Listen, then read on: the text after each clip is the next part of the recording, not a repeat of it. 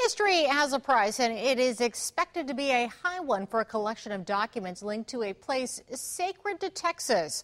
Eyewitness News reporter Deborah Wrigley went to San Antonio to get a closer look at some of what's on the auction block.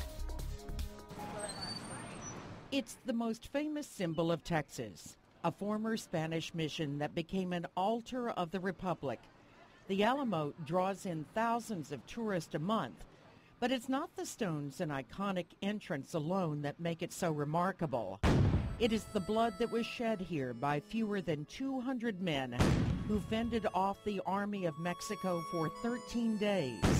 Now, some of them are speaking from beyond the grave in their letters. Received of Luciana Navarro 640 pounds of coffee, 370 pounds of tobacco, 3 large bars of lead, and 25 pounds of powder, valued at $450 and 1 real. The author, Lieutenant Colonel William Travis, the date February 20th, 1836. The supplies arrived 3 days before the arrival of Santa Anna and his troops. The 13 days that these little receipts for $400, the price that's paid in these little documents, help keep Santa Anna outside the walls of the Alamo. Incredible stuff.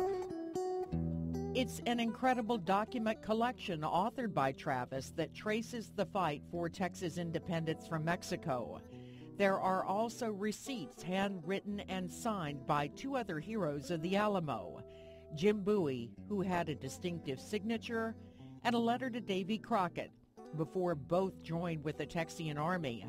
And it was amassed by a Texan with a passion for the history of the state, the late Robert Davis of Waco, founder of the Texian Press. He was also on a lot of historical societies, and this brought him into contact with what his son tells me is a fraternity of document and artifact traders. They would go knock on doors of veterans' families from San Jacinto to find weapons. He just had a network of guys in the 50s and 60s, and they traded.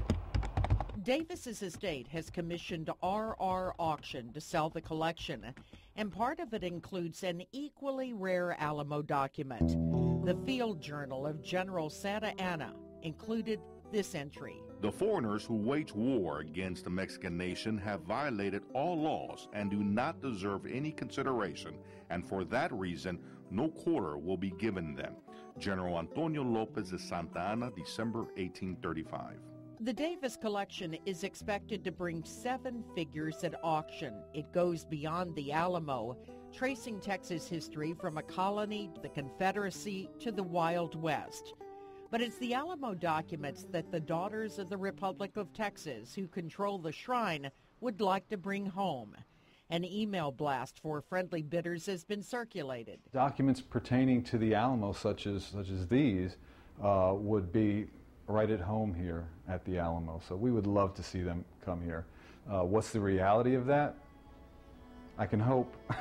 A lot of the documents, though, will once more disappear into private collections, a touchstone to the past for those with a winning bid, the link to the men who were martyrs to a state who come back to life in their own words. Deborah Wrigley, 13 Eyewitness News.